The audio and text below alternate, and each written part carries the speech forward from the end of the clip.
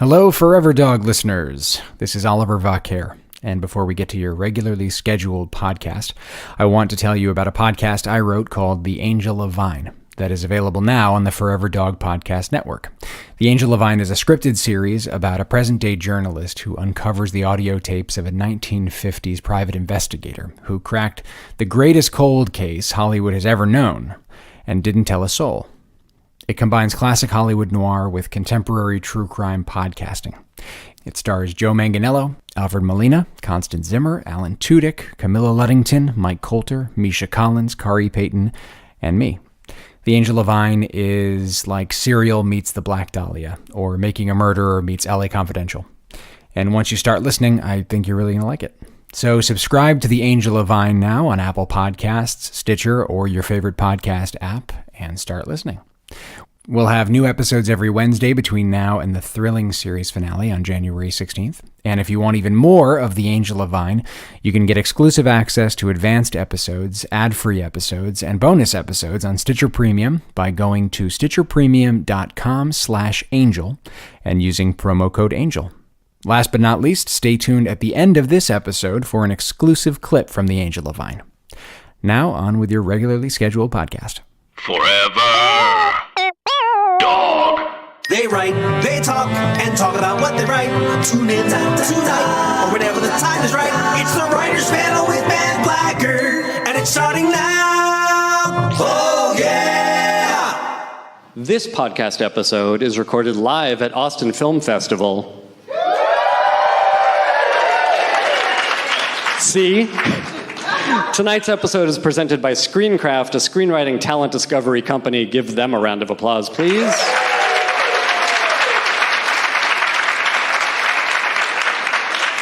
Tonight's topic is horror screenwriting, and I would like to congratulate, on behalf of Screencraft, the grand prize winner and runner-up of the 2018 Screencraft Horror Screenplay Competition.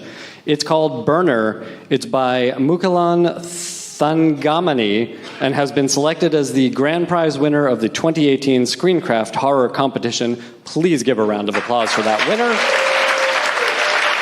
And for the runner-up, Wolves Don't Cry by Scott Fleischman. Give him a round of applause. Screencraft receives thousands of screenplays each year and specializes in competitions which tailor the jury and prize to each genre. Tonight's panel includes 3 previous Screencraft judges, including C. Robert Cargill, Scott Beck, and Brian Woods. Learn more at screencraft.org. Now please give a warm welcome to all of our panelists.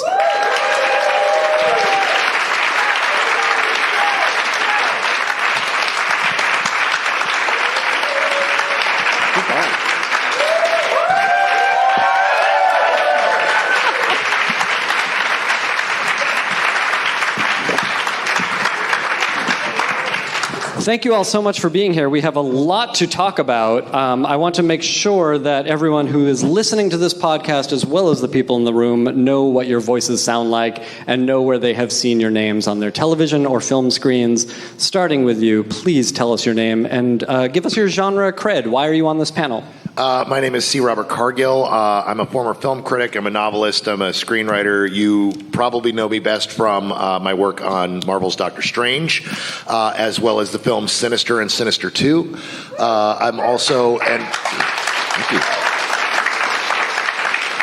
Also, I was shortlisted this year for the Arthur C. Clarke Award for literature, science fiction literature, for my book Sea of Rust. And I have a new book out that is entirely 10 short horror stories.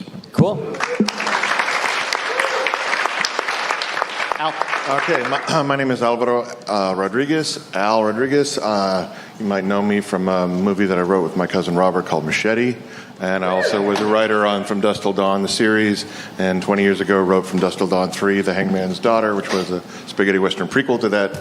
And I have a new horror-related, supernatural, kung fu adult animated series called Seis Manos, which will be on Netflix next fall.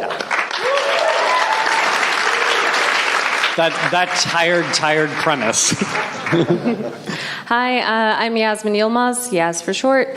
I worked on The Exorcist Season 2, and an upcoming Netflix series called Protector. That's me. These are good answers. Fantastic.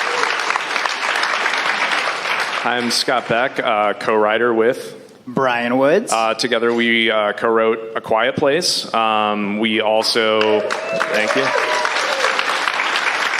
We also just finished post-production on a film we wrote and directed, produced by Eli Roth, called Haunt, which hopefully will be out next Halloween. And we're writing The Boogeyman, a Stephen King adaptation for Fox and 21 Labs right now.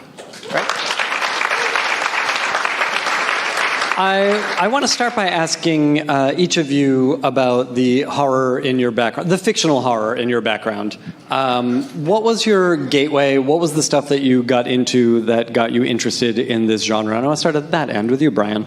Oh my goodness. I mean, I remember, what year did Alien 3 come out? 92. 92. Look at your T-shirt. Well, Gremlins is a place to start, but I mean, I feel, seeing Alien 3 came out when I was a kid, and there were all these action figures, and I was buying up these action figures without having seen the movies, and then my mom, because she was amazing, rented Alien 1, Aliens, and just to see those movies at that age, like, you fall in love with horror immediately. It was so wonderful.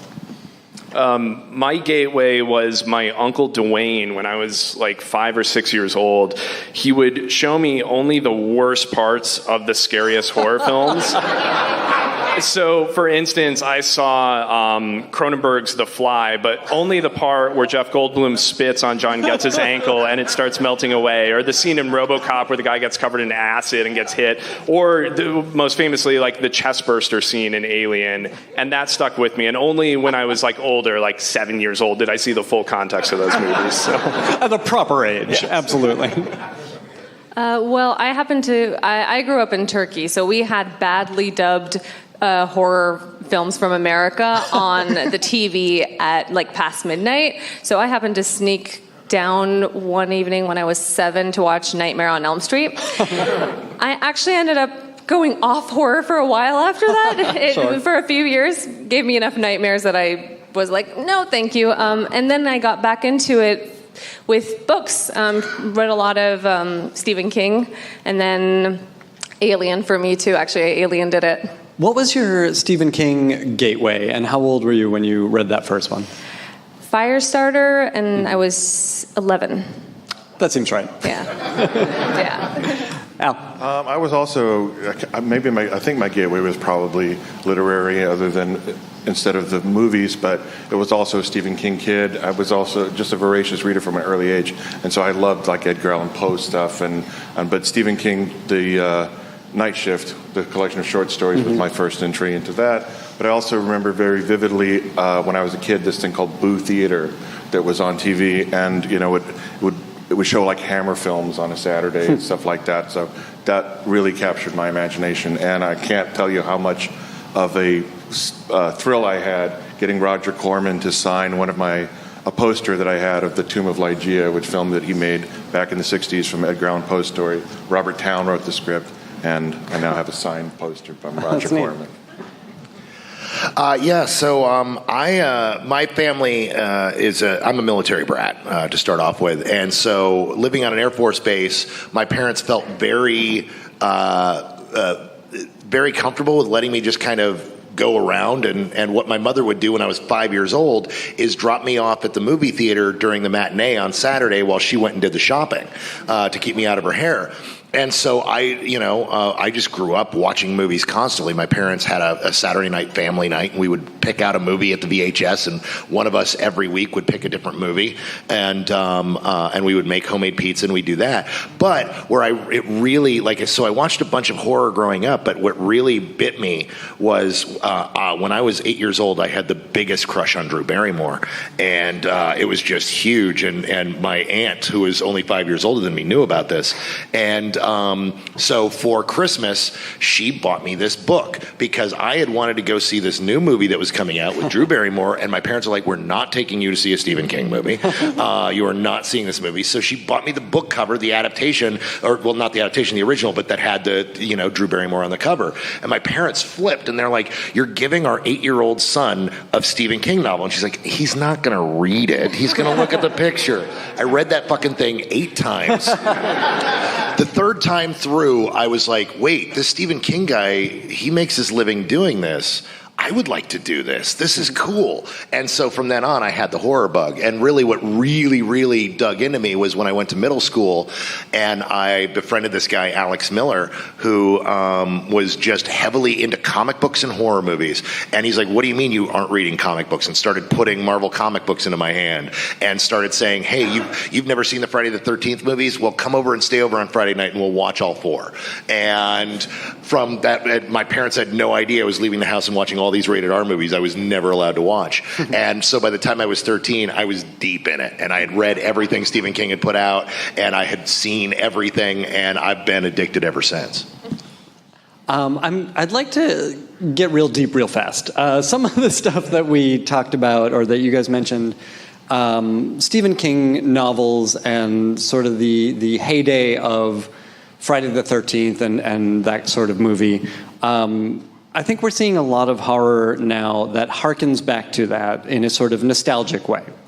And my question is, none of you have made that kind of movie or TV show. I think what all of you are doing is the kind of horror that pushes the genre forward. And what I'm curious to hear about is, how do we push the genre forward? What were you thinking about in terms of genre when you were writing Sinister, when you're writing A Quiet Place, when you're tackling, these sorts of stories that you felt compelled to tell? Because again, the other side of this is sort of, these are all your breakthrough projects, and they do have the feeling of stories that you were passionate about.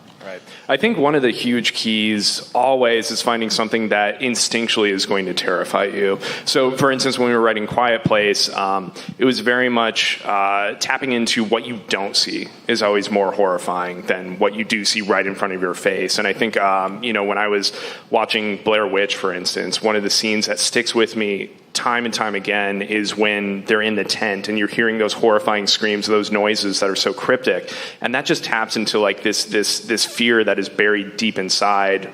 What you're conjuring is in your head is always going to be, paramount. And it speaks to the power of how we always felt the power of sound in cinema, and in horror cinema in particular. Sound does conjure up things in your imagination. Exactly what Scott's saying. What you don't see is far scarier. And so for A Quiet Place in specific, we were trying to think of a way to make sound itself the monster in the movie. And the hope was that it would be something slightly different than what we'd seen before. What was stuff that, and I'll jump back in a second, but what was stuff that you looked at or that had made an impression on you where you did get to thinking that sound could be so effective in horror? Well, I mean, in terms of like other movies, like there's obvious examples like Jaws, not seeing the shark and hearing the music and hearing the sound. There's many examples of the power of sound in cinema.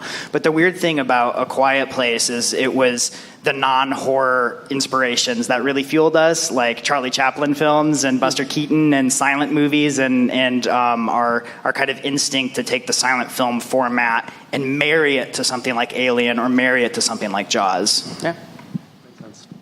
The thing that really stuck with me was the fact that the key to a great horror film is something that we're all scared of innately, and that we're not going after it necessarily literally, but culturally in a way. Like one of the things I love about The Quiet Place is the fact that the real fear that drives that movie is the fact that the fear that you're going to be too loud. Like, can I be quiet enough to stay alive?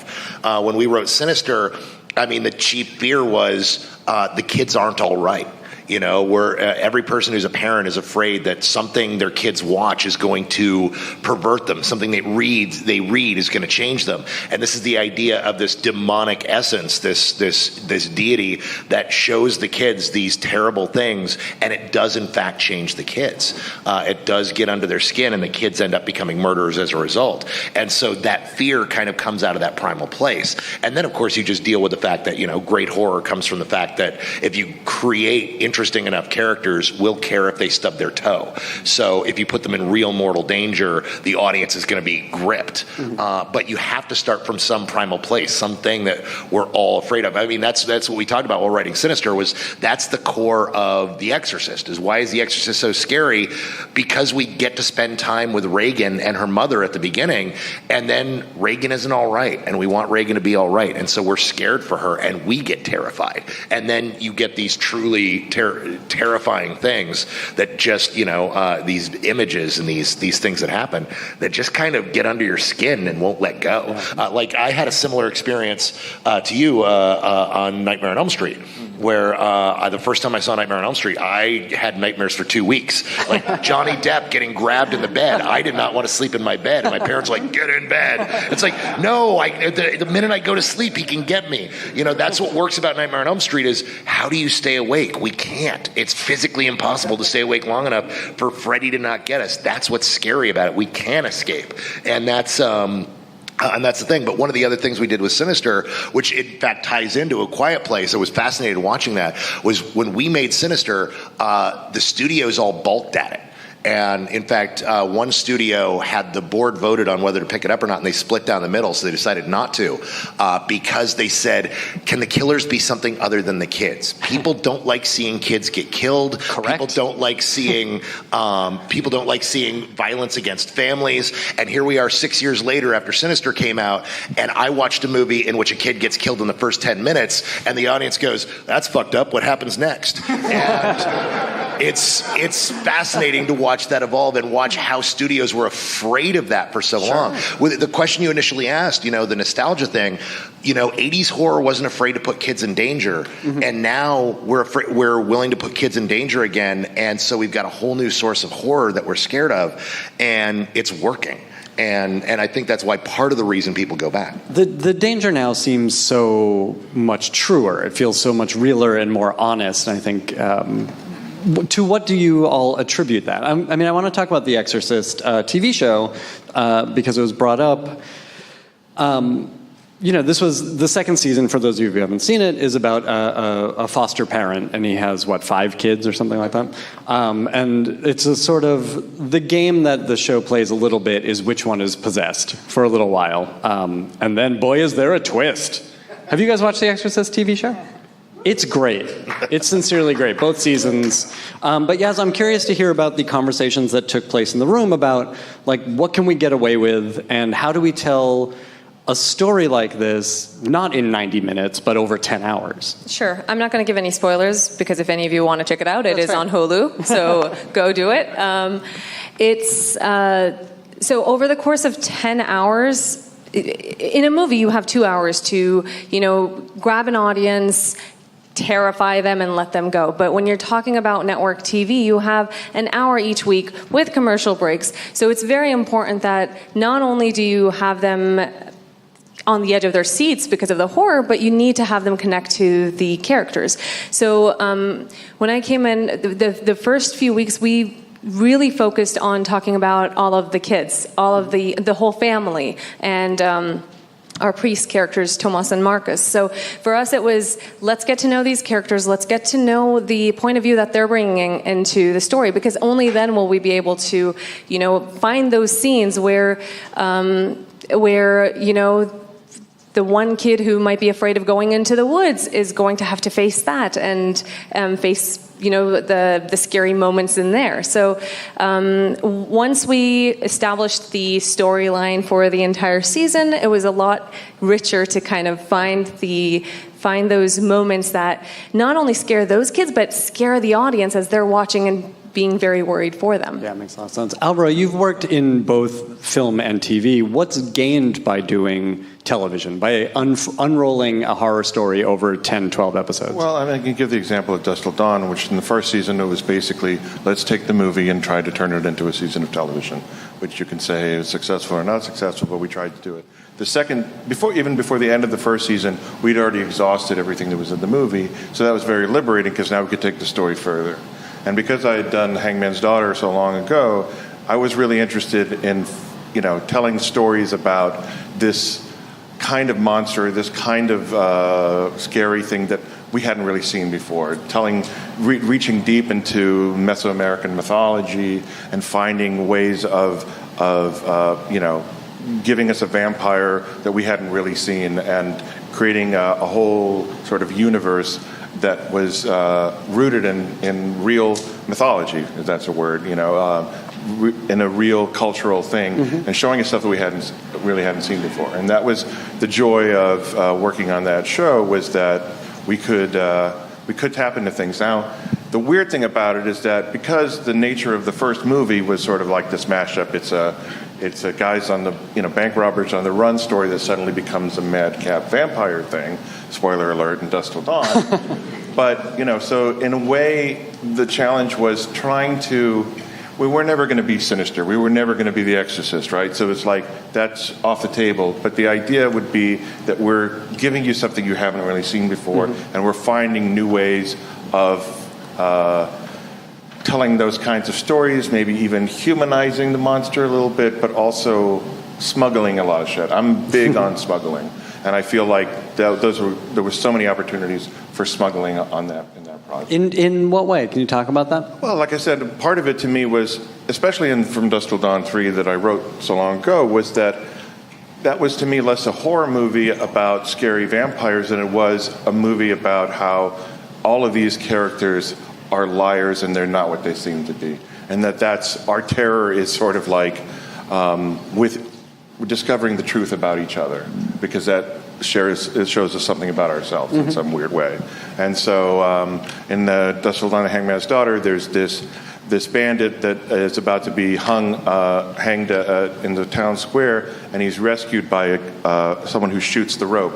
That someone is later revealed to be a girl who is dressed as a boy who wants to learn how to be a gunslinger, and is later revealed that she killed her entire family, and the stuff like that. And so there's like all these elements of disguise, all these elements of duplicity and stuff like that I thought was interesting to delve into, and we did more of that, getting into the mythology stuff in the show.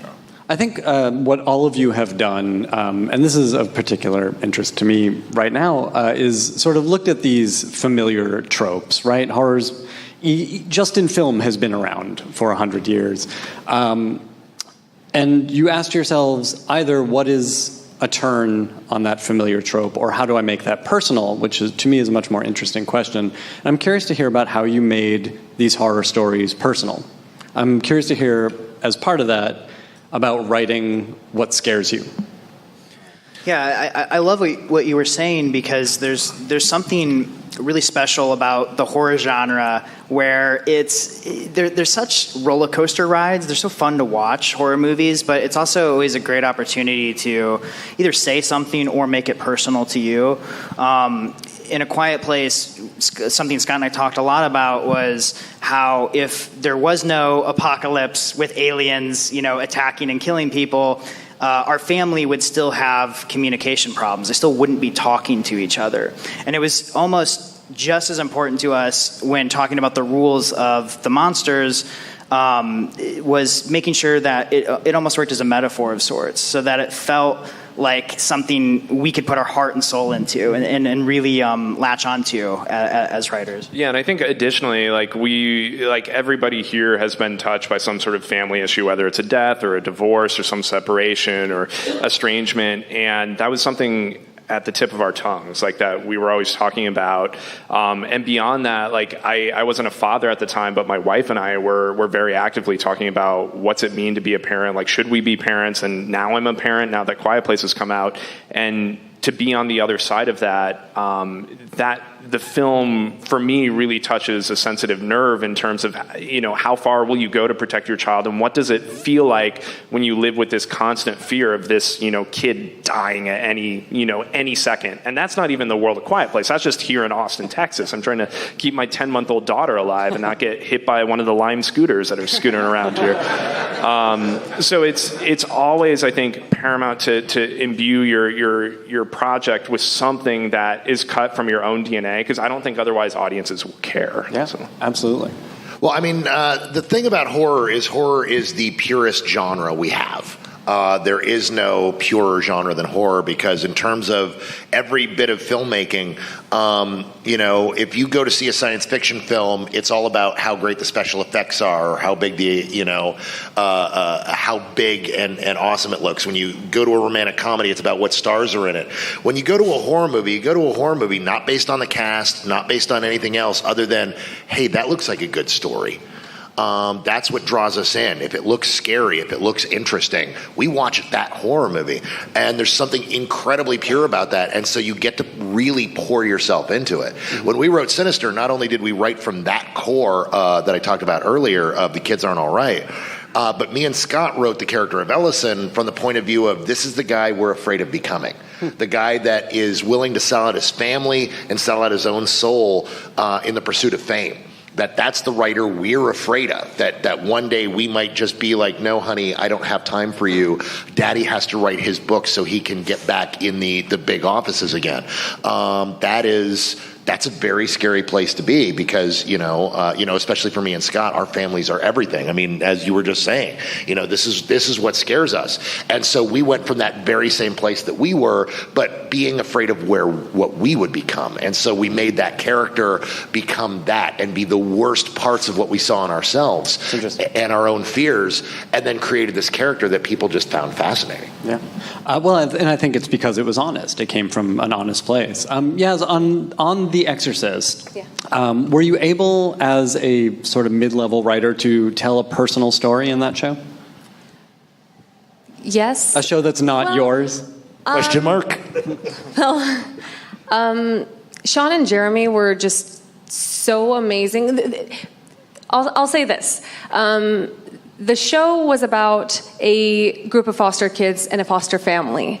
And to me, the Exorcist writers' room became my foster family. So in that way, I saw a little bit of myself in every character that was written, and that was what was so amazing about being in that room.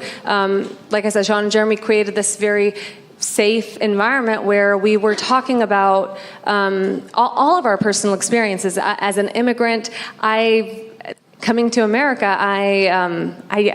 it took me a while to recognize this as my home. Mm-hmm. And we had characters who, we had a character who came into the family later on, and in her, definitely, I saw myself. So, yes, the answer. That's really cool. That's really cool. I'm curious about working on other people's IP along the same lines. You guys are working on a Stephen King story. Are you able to tell a personal story through someone else's original story? You have to. Absolutely. I think no matter what you're working on, even if you're working on, the next Star Wars movie or something, like, you have to find a piece of yourself. That's not the secret project you're working on? Okay. Indiana None of Jones? us can confirm or deny anything. But absolutely, it takes too long to write a script to not let it be personal. Let's just put it that way. You have to invest so much in it. Exactly. And I think that's the only way that your characters can be people that your audience cares about. Because, as Carl was saying, you can bring people into the theater on a concept, but you got to keep them there for 2 hours. And that's where the characters come in. Yeah. Well, all great stories connect with the audience in a personal way. I mean, that's the thing, the core of art is you are transmitting ideas from your head to someone else, and you're trying to find that common language that we share so that I can take my experiences and relate them to your experiences, and you go, that's me up there. And so when you find IP, that you relate to, something you connect with, of course you're going to find that personal stuff there that you put yourself into, that you put your character there. And sometimes you can't help it. It just comes out. Sometimes your characters just sound like you, even at their worst. And that's the nature of writing. So, you take that connection like you would with, a Stephen King story and everything that you relate to there, and then you put yourself into it, and then you come out with something you hope people enjoy. I want to thank Everlane for sponsoring today's podcast. Everlane makes high-quality, ethical, non-expensive, like really reasonably priced clothing that you can order online and have delivered to your home, and it's cool stuff. They use the best materials, they don't have these huge markups that you get from other retailers. They tell you their real costs, and they work with ethical factories, and all that is on the website. They're very clear about it, they list who they work with. And the prices are 30 to 50% lower than traditional retailers because they sell directly to you. The clothes look better, cost less, last longer. I picked up some pants, and I'll tell you what, I got myself some corduroys because it's dropped below 60 degrees here in Los Angeles. So I needed something, warm but comfortable. And they are super comfortable. And even better, Everlane was really great about making a return because I'm getting tremendously fat. But they have all kinds of stuff. Great. I got a backpack, which is amazing. It's really terrific. It's something I needed for all the travel I've been doing. Some jeans to replace a pair of jeans that I had worn through over the years. These are straight fit denims. Really comfortable. They have a nice Japanese Oxford shirt. A lot of really great stuff. Timeless essentials, no frills, just quality. Right now you can check out our personalized collection at everlane.com/panel. That's everlane.com/panel. Plus you get free shipping on your first order. Once again, everlane.com/panel.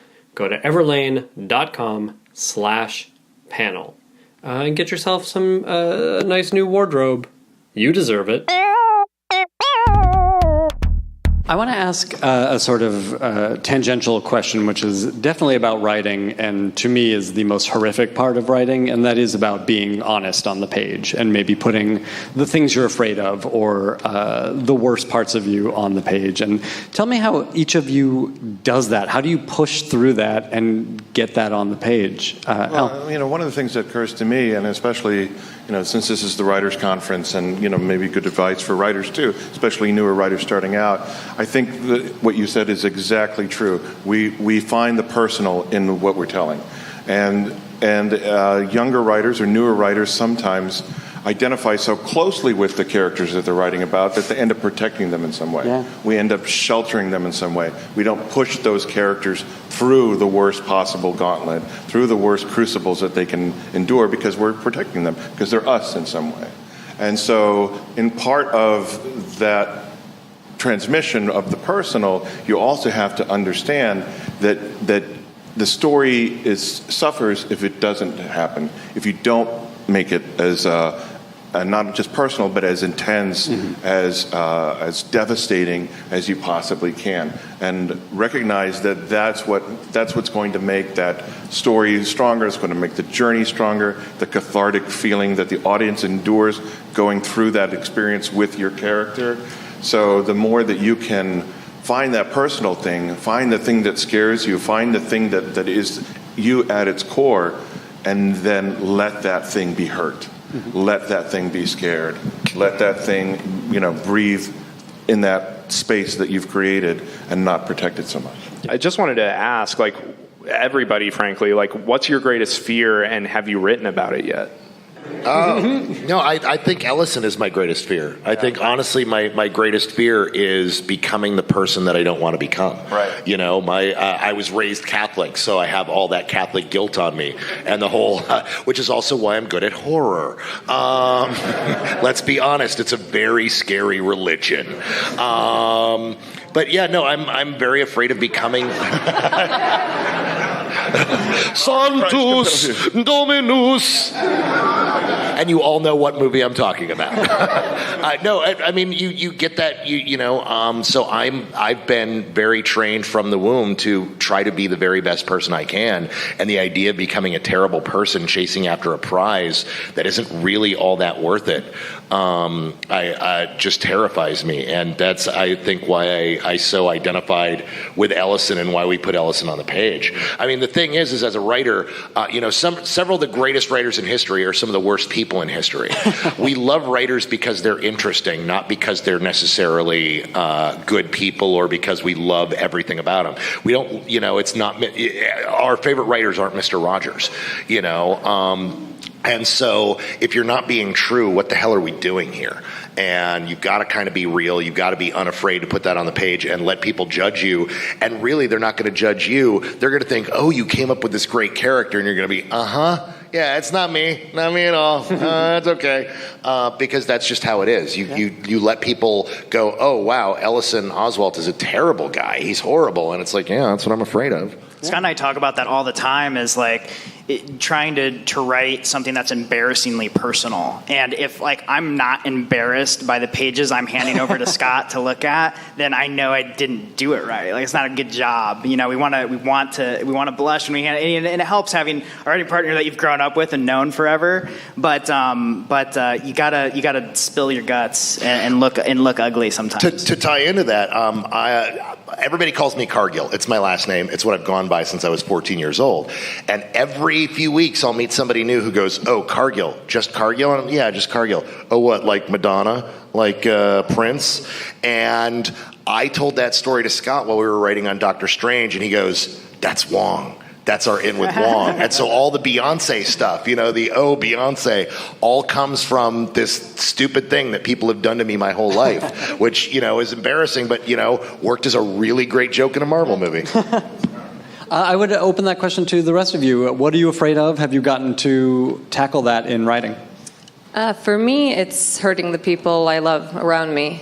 It's just, and it can be something as small as saying the wrong thing to something much more extreme, as in the context of a current horror feature that I'm working. Because we need some death in there, right? In order to that's the real fear we have, that being responsible for some kind of physical, spiritual pain in someone else. Yes. And you are getting to tackle that. Is it a difficult process digging into this feature? Oh, yeah, but I figured it out. I can't be happy when I'm writing it, which means I have to be in traffic on the 405 by myself. Sure. and then it's just it's gold, and I just pull out my laptop, park the car, and have at it. Al, what about you? Wow, this might be sharing too much, but I think that the thing that used to scare me the most has changed. And the sharing too much part is this. I was married for 16 years. I have 3 children. Several years ago, I started getting anonymous emails from someone who was threatening to out me as a gay man and saying, you're kidding yourself, I'm sending this to your wife, I'm doing this, you're to your children. I freaked the fuck out because I am gay, I'm out now, I'm divorced and all of that stuff. But at the time, that was the scariest thing to me. I didn't know who this person was. I had really no idea. But the idea that someone, and it's the oldest sort of blackmail trick in the book, right, of blackmailing guys like me who were raised Catholic, got married, had kids, knew they were gay since they were 5. Yeah, this is a stock character, as you know. But that was terrifying to me. I didn't know. To me, I wanted to be honest about who I was, but I felt like doing that was inviting the apocalypse. I could not imagine a world in which I could do that. Yeah. So that terrified me for a long time. And I ended up doing a Facebook purge of about half of the people that I was friends with. And then I got an email saying, oh, you unfriended me on Facebook. So I kind of narrowed it down to who this person might have been, but I still don't know for sure. But, that was a thing that just completely wrecked me for a long, long time. And it wasn't until a long time later that I was able to, I guess, be honest about who I was, step away from that fear, and so I think the thing that now scares me is what you said. It's like, have I hurt the people that I love? Am I hurting the people that I love by doing this other thing? And it's a topic that I've kept trying to challenge myself to address in writing in some way. Have you been able to? And I've been edging towards that process. I think that that's still a process. I mean, the weird thing about it, coming out in your 40s is very different from coming out in your teens or your 20s or even in your 30s. And so, to me, there's been the coming out process has been a years-long process. It's like every time I meet someone else in a weird way, I'm coming out to them. And or I'm still sort of there are times when I wake up and I forget I'm gay. Not really, but I think it's there's just this some weird thing where it's I lived another life for such a long time. Anyway, this is way sharing too much, but that was the thing. No, it's not. That was the thing. I'll give you my insurance card and you can swipe it. But because this is therapeutic. But that was the thing that, honestly, I could not imagine something that was more terrifying to me, which was exposure, which was, this just being naked, really. I mean, being completely exposed and dealing with that kind of fear. By the way, this is the power of personal, honest storytelling, which is, I'm not a gay man in a long marriage, but I immediately identify with your story, and I'm like, oh, what would that be like going through that? It's amazing. You have to tell that story. You do, yeah. It's so fascinating. And I would love to see how you as a creative person process this into whatever genre story you tell. Thank you. I appreciate it. Yeah, I mean, absolutely. And I think you raise an interesting point, Brian, which is, as writers, we have to be empathetic, right? We have to live in the heads of all of our characters. And that means the not great ones, too. And Cargill, you touched on Ellison already, but I'm curious to hear from the rest of you about, tell me about the bad guys. Tell me about living with the characters who are scary or dangerous and finding sympathy for the devil. So much to process. I mean, here's the thing about horror. What I think about when I hear that question, I don't know, this is probably an indirect response, but horror, I feel like oftentimes, and I want to hear everybody's opinion on this, but I feel oftentimes it works better in the independent space, outside of the studio system, because if you're doing it right, you are touching a nerve that does not want to be touched. You are talking about things that you should not be talking about, that are taboo or dangerous. And that's where I love to live as an audience member. I love seeing those movies, but they're so hard to get made because of that, because it's scary. Respond. Discuss. Well, I would just say, it made me think about sympathy for the devil and just sort of this. I think horror has a way also of forcing us to confront that character that we see as evil and sort of in whatever fucked up way see some kind of mirror to ourselves. A very profound experience I had as an undergraduate here at the University of Texas at Austin was going to see, and I think I saw it 3 times at the Dolby Theater, the movie Henry, Portrait of a Serial Killer, when that first came out. And why was I so attracted to this movie? I was attracted to this movie because it was a completely independent film. There was no studio involved. There was that element of it. It was a very raw kind of story. There was a sort of gallows humor in it, too. But there was something about Michael Rooker's performance of Henry. And Henry in the movie is sort of based on, I think it's Henry Lee Lucas or whoever. There was a Texas serial killer. Henry Lee Lucas. Yeah, Henry Lee Lucas. And there was just something that I found, not that I identified with, but there was something that was profoundly moving about his character in that movie to me. I found there was that the writer, I guess the writer-director John McNaughton had done in telling that story was that he found a way to show us really difficult material, and yet there was something where I felt like I can't damn Henry. There's something about a hurt boy somewhere in Henry's psyche, somewhere in Henry's past, that I find some connection to. And I think that that's the power of cinema. It's the power of telling these kind of darker stories, is that they force us in some way to empathize with the darkness in some way.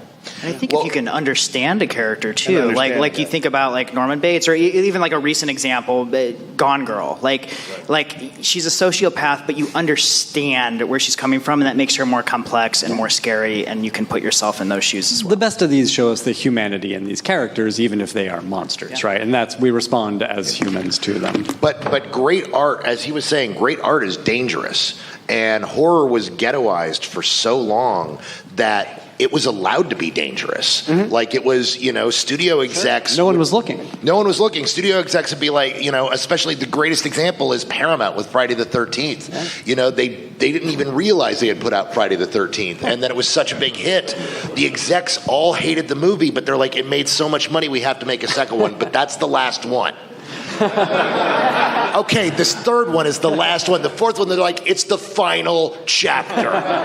It's done. And then they're like, we got to get rid of this. So they pawned it off on someone else, and someone else just kept making them. But great art really is, horror is allowed to be dangerous. So it can say very true things. It can touch us in places that we bury deep down, things we're afraid of, things where we find alluring that we don't want to accept or talk about. It allows to create very well-drawn characters confronting metaphors for what they're really confronting. That was the thing. For a long time, people hated Nightmare on Elm Street 2 because, that's the gay one.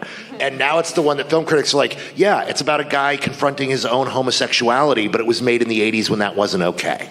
And now you look at it as a film like, there's a lot here, and there's a lot to unpack. And that's what great horror can do. It's funny to watch how all throughout, for the last 30 years, Part 2 was always considered the worst Nightmare on Elm Street movie, and now a lot of film fans are like, no, dude, it's actually one of the smartest ones. Yeah, that's what I meant by smuggling. I think of the other example, and this goes back to also your sort of childhood kinder trauma kind of moment of the thing that drew you into horror.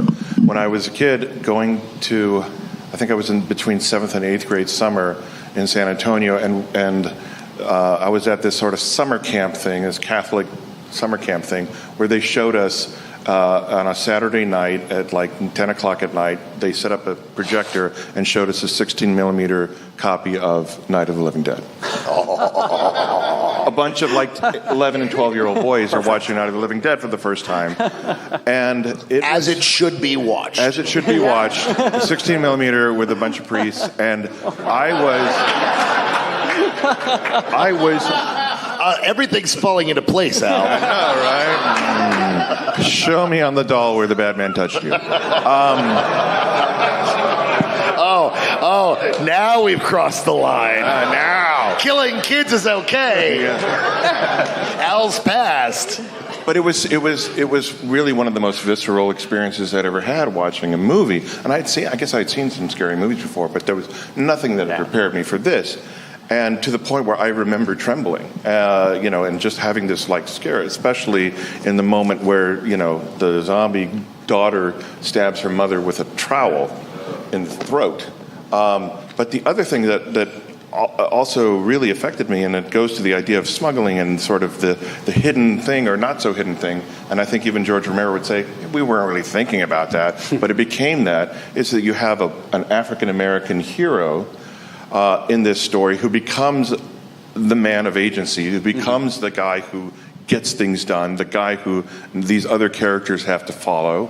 And the finale of that movie really prefigures Get Out. Oh, and that he's actually said that. Like he's openly said that was the whole point of the movie. Jordan Peele or George Romero. That the racism was the whole point of. I had heard the opposite. I had heard that Romero had said we weren't really thinking about that then. Well, he may have changed his story. Maybe changed. Yeah, that happens too. Which is possible, yeah. But he said that in later years. Yeah, but there's this that the final shot of that movie is so harrowing, and it's so much a political statement in the middle of this, throwaway zombie movie that's made in Pittsburgh for a couple bucks.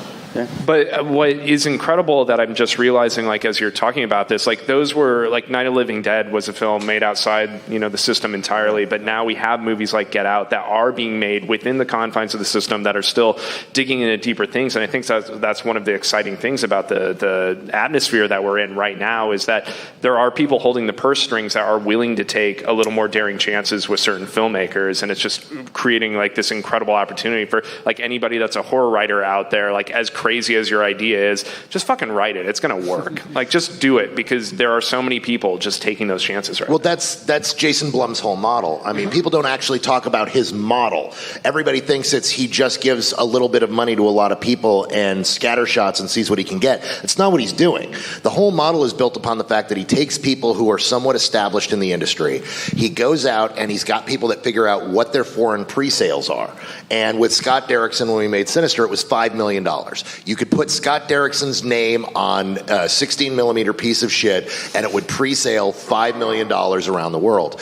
And so what he figured is, if you take a guy you can sell for $5 million and give him $3 million, you've already profited.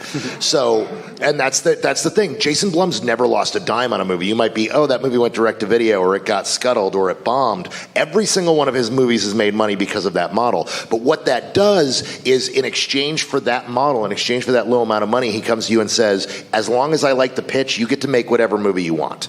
And Scott had final cut on Sinister. So we got to make the movie we wanted to make. The studio that bought it came in and had some notes, and we liked their notes, and based on test screenings ended up following just a handful of their notes. But that's how Jason Blum works. And how Get Out got made was, he said, Jordan Peele, I can pre-sell you for $15 million. Here's $10 million. Go and make whatever movie you want to make. And he was able to make Get Out. And that's how it works, is this new model is functionally allowing us to tell these very honest stories. And if they don't work, they don't work. And they go to VOD and they can be found by the couple hundred people that dig it. But if not, if you get something like an Insidious, you get something like a Get Out, you get something like a Whiplash, then you end up with something that really kind of touches a nerve and everybody connects with. And I think the reason it touches a nerve, the other element of the model, is that the ones that work have an elemental quality to them, have a family quality to them, have a relationship quality to them. They're not just hollow, we're just doing it for, the 60-millimeter piece of shit, putting it out there. Well, they have to have that emotional. They are, as I said, about everything you guys have done. They're stories that the writers were passionate to tell, the directors were passionate to tell, and that shows on screen. I have two quick questions before we wrap up that I want to ask you guys. And Alvaro, I'll start with you. Let's talk about vampires. At a certain point, every one of you has had to show the monster, and that is a make or break time in a movie, in a horror movie. Vampires are silly. Yes, they are. How dare you? No, they're not. Vampires are ridiculous. They are dudes who got bit by other dudes. And now want to bite more dudes. But some of them sparkle, some of them don't. So here's my question. How do you make a scary vampire in a post-Twilight world? Wow. Right? Vampires have been defanged. But you made them scary. Well, I don't know that I really succeeded in that, but I appreciate the compliment. But I'm saying for all of us, you made them scary. Well, what I do think but that's the challenge, right?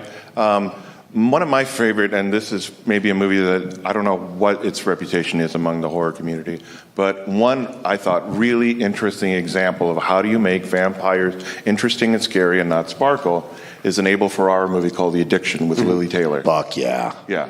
That movie is a black and white movie. Abel Ferrara shot it. He was probably, I won't say what he probably was when he did it, but the movie is super smart. The movie is, it shows you the vampire very quickly. And it has a very strong elemental quality, a very visceral quality to it, but it also has a really smart intellectual quality to it. It's a lot about our addiction as people to committing crime, to evil, to this sort of like sucking off each other's life force or whatever. But it's a very powerful movie. Lily Taylor's great in it. Christopher Walken has a great part in it that you just watch it and you just like, give me more Walken, give me more Walken. But that to me is like a really good example of someone who's taking the genre and doing a very personal thing in a very smart way, in a very visceral way. So I would recommend that if you haven't seen that. I didn't tell you all I was going to ask this, but I'm curious to know, Starting over with you, Brian, if you could have the keys to any horror franchise, what would you like to tackle? Oh, holy horror franchise. I mean, what does that even mean? I mean, could we go back into like Hitchcock's work? Is that Sure. a horror franchise? Whatever you Sure. want. Absolutely. But it's sacred ground. It's so dangerous. That's right? why I asked. That's an awful question. This is horrible. I mean, one of my favorite Hitchcock movies is Dial M for Murder, and it does not need to be remade. It's perfect. So I just talked myself out of a job. I don't know. How do you? How would you even tackle that, though? In because it 3D? kind of is perfect. I just rewatched it. I happened to rewatch it, and it really is just. It's perfect. There's nowhere to go with that. It's gorgeous. Here's what I would do. I would actually do Hitchcock's Rope, and I would do it all in one take, in a oneer, as originally intended. But instead of a small dinner party with 8 or 9 guests, I would do it in a massive ballroom like this with 200 people, and the dead body is sitting in the middle of the room, and there you go. And it would not be nearly as good as the orial Rope, and I would be out of a career. But I kind of want to write that. Yeah, now. just write that. That's not Rope. Write it. That's great. Scott. I hate this question. This question is terrible. You are Why are you asking this? I love it. So Resident Evil, and Brian and I used to play this when we were 11 years old. And we've talked about this for years and years. We even talked to Screen Gems about it, but they're going in a different direction. We want to do Resident Evil meets Gus Van Sant. And by that, I mean Gus Van Sant's... like his Death Trilogy. Death Trilogy, like Last Days, Elephant, and Jerry, where it's just following your characters through atmospheric hallways. And so for us, the horror movies, and Resident Evil works when it's about suspense. It's not about zombies jumping out every single fucking second. It's not about Mia Jovovich like riding a motorcycle through a plate glass of window. Like it's about waiting. You mean the for... Muppet movie, The Great Muppet Caper? Yes. That's my choice, by the way. The horror movie I'd remake. So that's cool. That's what we would remake. I think we would turn Resident Evil into like a very lean, scary movie that's just built on suspense and not on zombies and blood and guts. I love that idea. Yeah, the whole Gus Van Sant, Alan Clark elephant thing of doing an elephant version of Resident Evil is next level genius. When you mentioned the Hitchcock thing, the first movie I thought of was Marnie. Not that because I feel like you could do a better one. There's a very Me Too version of Marnie to be done right now. Marnie is one of my sort of guilty pleasures, and I think there's something about that movie that I think was maybe of its time, but also very ahead of its time, and feels very contemporary. Issues of sexuality, issues of, like I said, Me Too, issues of psychology, kind of the exploration of the mind that we hadn't really seen in movies before, and the way someone is helping someone kind of go through their trauma in a way that illuminates their criminal behavior. I think is very timely. It's not really a horror franchise. That counts. I'll take it. Okay. Yeah, I accept your answer. Good. Cargo. The Purge, without a doubt, no question at all. I have the Purge movie I want to make. Lay it on us. I will not. The reason I won't is I may have pitched it to Jason Blum at some time, and he may have really enjoyed it. So I won't say. I don't know if anything's ever going to come from it. But the thing about The Purge, what's so great is, the first movie is very much like a Twilight Zone episode, and that was what was kind of neat about it. Was like it's this alternate reality where this really fucked up thing is happening. It's like the lottery. It's very in that vein. And it sets up so many questions that every person in this room that's watched a Purge movie has thought about, well, what if this happened? And started constructing their own Purge movie. And it leaves a lot to talk about. It is a franchise that's entirely about the very worst parts of our nature. And it's got such a great concept that's already set up. You have to explain nothing. I don't have to explain a villain. I don't have to explain what it is. It's 90 to 100 minutes of pure character and action. And that is what every writer really wants. The exposition is the hardest part. Like, how do I explain this thing? Like, I can only imagine how, in fact, one of the things that I find you guys remarkable about what you guys did and what Krasinski did with Quiet Place is how quickly and easily you gave us the information about the monsters, and I know that it was so quick and easy that you guys spent 3 fucking months painstakingly going over how do we explain this without just sitting and explaining it, because they're not allowed to talk. So and that's what I The Purge is just such a very cool idea, and it's got some really great entries in it, and it's just a universe that I'd love to play in and spend 100 minutes killing a lot of people while having something real to say about our modern era of violence. Yeah. These are all good answers. Mine's better. I'm going to do a Hitchcock shared universe. You're welcome. Nice. I want to wrap up by asking you what horror you have loved in the past few years. You have created some of the horror that we've loved, but what are those people who are making the stuff that we love? What are you inspired by? What are you talking about with your friends, your loved ones, your coworkers? And Cargill, let's start with you. Well, 2018 is the best year of horror of this decade, hands down. There is so much good stuff out there, both in the mainstream, in the indie world, and all of my answers are going to come from this year. Great. I did really love The Quiet Place. I love Suspiria, which is about to come out. That movie is genius on so many levels that the audiences are probably going to hate it, and we're going to be talking about it for 30 years.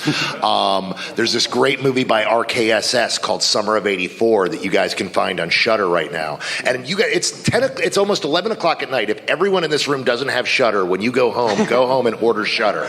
It's just horror movies that are curated by horror nerds. Yeah. Summer of '84 is great. The way to describe it is it's Rear Window by way of Stranger Things, and it's fantastic. Also, another movie I love that's going to come to Shudder later this year is The Ranger, which is this tongue-in-cheek film by Jen Wexler that is very much about this girl who's gone into punk rock, who has a kind of weird dark history, and she goes back to her uncle's cabin, and the ranger that was there at the time is psychotic and starts murdering her friends, and it's so much fun, and it's really good.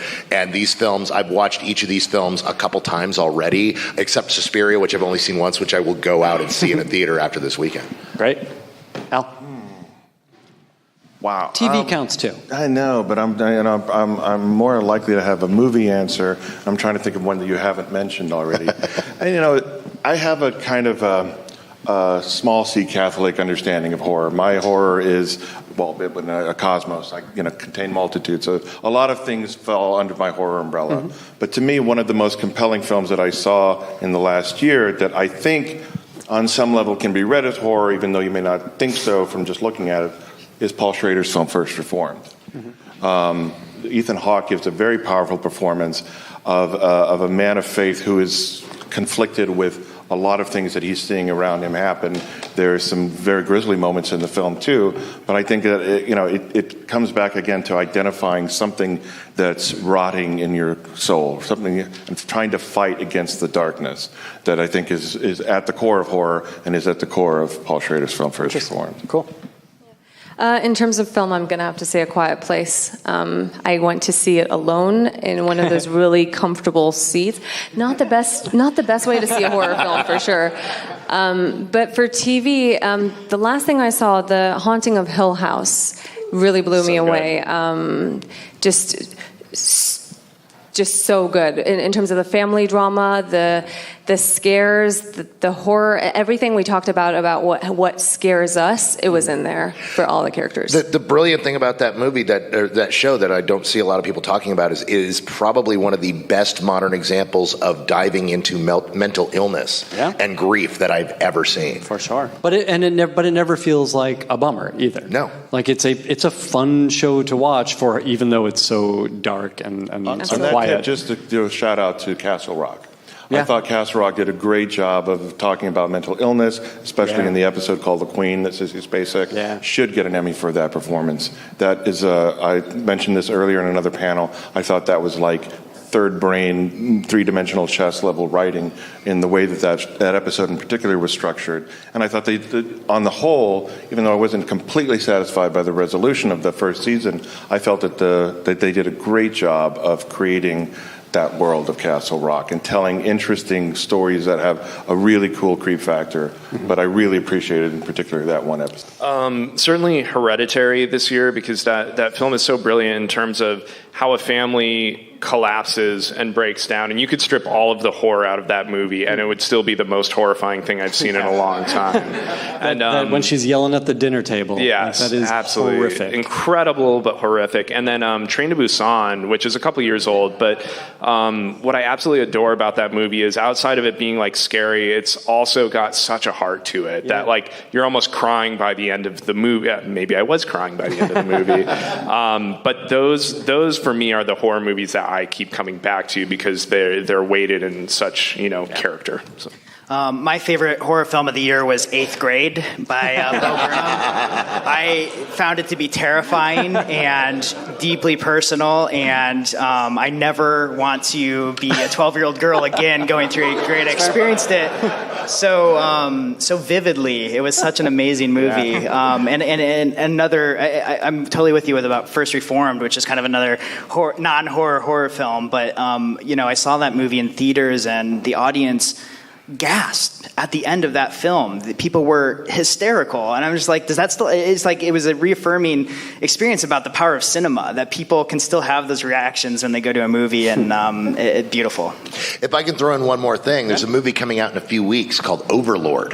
That is bonkers. It is bonkers in the best way, and the thing is it's a $40 million World War II zombie movie. Yeah. I don't know if it's going to do good. I don't know if you'll ever see anything like it again, but it is, when you hear the words World War II zombie movie, it delivers on all points. And it is exactly what you want. There are Nazi zombies fighting GIs, and it is bonkers is the best way to describe it. But it never stops being fun all the way to the end. So that comes out in a few weeks, and I highly recommend checking that out with some friends. That's a good one. Please give a round of applause to all of our panelists. Give yourselves a round of applause for being here. Thank you all so much. Enjoy the rest of the fest.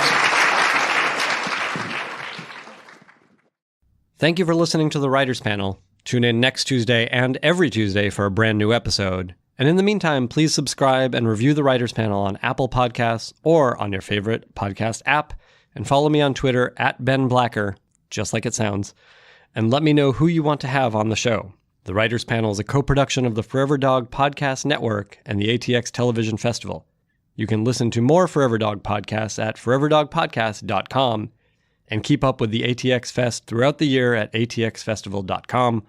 Thank you, and see you next week. Well, you'll hear me next week. Thanks for subscribing. Forever Dog. This has been a Forever Dog production. Executive produced by Brett Boehm, Joe Cilio, and Alex Ramsey.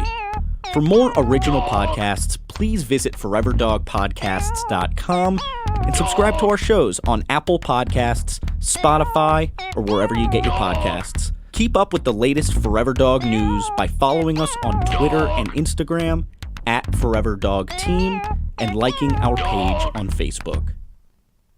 And now, as promised, here's an exclusive clip from The Angel of Vine. And just a quick word of warning, this clip does include graphic content. Hollywood, California. Not just the home of glitz and glamour, no. Beneath the limousines and mink coats lurks a dark underbelly of crime, narcotics, and yes, even murder. The Angel of Vine, a murder straight from the pages of a dime store thriller, has captured the minds and fueled the nightmares of the nation and baffled law enforcement in Los Angeles. And how could it not? The life of Marlene Marie Evans, just 23 years old with a burgeoning film career, ended tragically on March 19, 1956, in an empty parking lot just north of Hollywood Boulevard. Her body mutilated, her life cut short, and her killer still at large.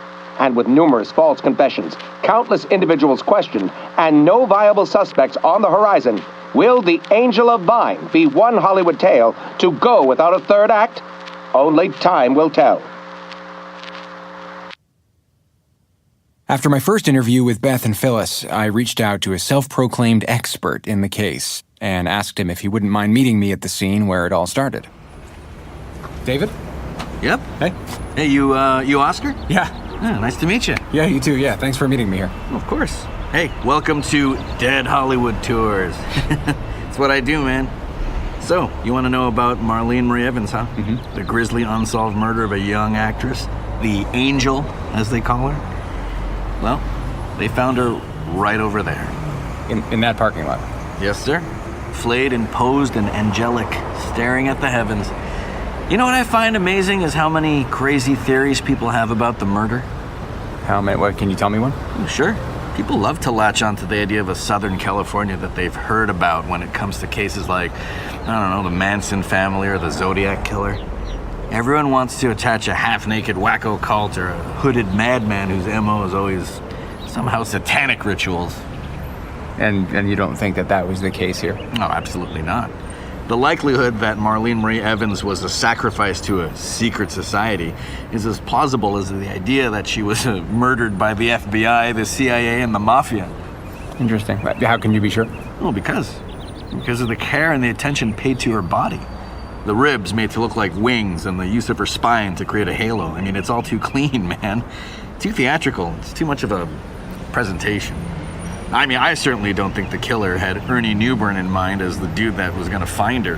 I mean, there's this laborer on his way to treat himself to some pancakes at Dupar's, and instead of staying on Yucca, which I would have done, takes the lot that cuts through from Ivar to Vine and finds himself an angel. No pancakes for Ernie that day. I mean, a construction worker. She was found by a freaking construction worker who panics, grabs every other worker on the job to confirm that what he's found is in fact a dead girl, and by the time the cops show up, it's a zoo. I mean, if you're gonna lay a body across from an active construction site before dawn on a weekday, there's no question. She was absolutely meant to be found and seen by the public. I mean, once the press in this town got wind of the crime scene, they nearly destroyed any evidence in that lot trying to scoop each other. I mean, can you imagine trying to keep that lot safe from a mob of reporters? That's a ton of space to block off from vultures, let alone comb for evidence. With flashing bulbs going off and questions being yelled at that you don't have the answers to. It must have been absolute mayhem. Absolute mayhem. And Hollywood ate it up. I mean, not just Hollywood. Everyone ate it up. I'm still eating it up. I mean, have you heard those awful newsreels from back then? I have, yes. Yeah, they're pretty colorful. Colorful. They're grotesque. And, if you ask me, which you are, they only benefited the killer. The grandiosity of the drama on that scale of reporting just created more hysteria. Little known fact, where poor old Ernie found her in that parking lot, she was actually closer to Ivar. Marlene Marie Evans is actually the angel of Ivar. But that's not as catchy, is it? So the reporters use Angel of Vine. Everybody knows Vine. Hollywood and Vine. Bang, instant headline. Everybody's hooked. My mother used to say all he cared about was that dead girl. Meaning the angel. It makes more sense now. So what else can you tell me about Hank? We know he was a police officer. What? My mother used to call him a professional peeping Tom. But yes, he was a cop for many years until he left the force. Do you know why? Something to do with politics within the department. They wanted to make an example of him, and so he left. After that, he opened his private detective agency, spends less and less time at home. My mother kicks him out. Gigi was a tough cookie. Understandable. Can't say I blame her. I said just a second. It's a damn rush. I'm in here. I'm not going anywhere. Yeah, how can I help you? Hank Briggs. That's what it says on the door. May I sit? That's what it's there for. You come highly recommended, Mr. Briggs. Oh, yeah? Irwin was especially pleased with your discretion. Irwin. You don't strike me as a Hollywood type. I'd like you to help me find someone. No, you're gonna have to be a little bit more specific. Mr. Briggs, I want you to help me find whoever killed Marlene Marie Evans. The Angel of Vine was a case with little to no information surrounding it. There were no prints, no clues, few suspects, and nothing connecting it to any other victims in any other cases. The investigation hit such a dead end that the entirety of the LAPD gave up after 8 months. I want you to think about that for a second. The LAPD gave up any hope that they would catch Marlene Marie Evans' killer. And here we are, Decades later, with an entire attic filled with audio recordings of an ex-cop turned private detective who got closer than anyone to solving the murder and didn't tell us all. I want to know what made Hank Briggs the guy for the job. I want to know how he found a trail that no one else could. And more than anything, I want to know if he can tell the world who killed the Angel Levine.